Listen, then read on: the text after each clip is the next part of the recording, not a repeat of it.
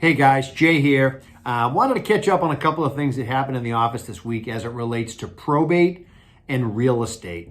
So think about it this way. If you had a $400,000 bank account and you wanted to obviously access those funds, if you had to go through probate, there's some real incentive to get appointed as the executor so that you can actually get down to the bank and access the $400,000 in the bank account.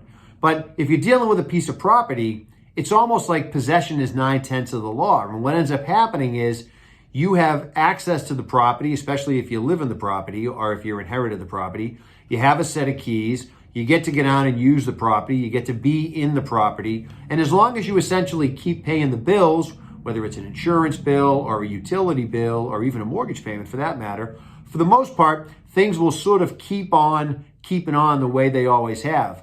But where you're going to run into a problem is if you don't probate that real estate in a somewhat expeditious fashion, at some point down the road, you're going to need to do something with that property, whether it's refinance a mortgage, whether it's get the insurance on the property updated. And if you've waited a long time, in some cases, you may end up doing actually multiple probates because you'll have the probate of the original property.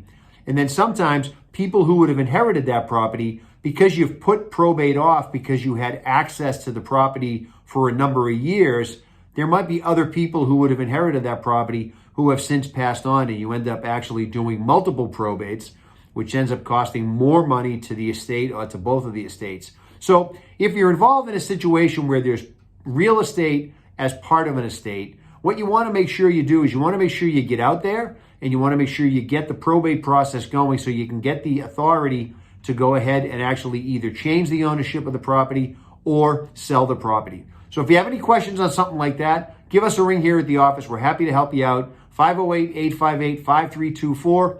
And as always, you can visit us on the web at www.theletterjmarsdenlaw.com. Have a great week, everybody.